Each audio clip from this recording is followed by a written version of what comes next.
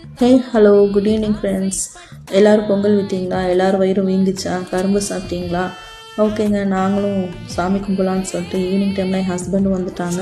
என் பொண்ணு ஸ்கூல்லேருந்து வந்தாச்சு, சாமி கும்பிட்டாச்சு, பொங்கலும் விட்டாச்சு. சரி நம்மளும் வெஜிடபிள்ஸ் எல்லாம் கட் பண்ணி சாம்பார் அவியல் பண்ணலான்னு சொல்லிட்டு எல்லா வெஜிடபிள்ஸும் கட் பண்ணிட்டு அவியலுக்கும் சாம்பாருக்கும் கட் பண்ணி எடுத்து வச்சுட்டேன். அப்புறமாட்டி அவியல் பண்ணிடலான்னு சொல்லிட்டு அடுப்பில் அவியலை கொஞ்சம் மஞ்சள் பொடி உப்பும் பொடியும் போட்டு தண்ணி ஊற்றி லைட்டாக வேக வச்சு மூடி வச்சு அதுக்கிட்ட நம்ம ஏன் டைம் வேஸ்ட் பண்ணணும்னு சொல்லிட்டு என் பொண்ணு எனக்கு நல்லா ஹெல்ப் பண்ணால் அந்த காய்கறியும் அவள் தான் எடுத்து கொடுத்து கழுவி கொடுத்தா. தேங்காய் கட் பண்ணிகிட்டு இருந்தாங்க என் பொண்ணு. அதுக்கிட்ட நான் போய் சாம்பார் வைக்க ஆரம்பிச்சிட்டேன்.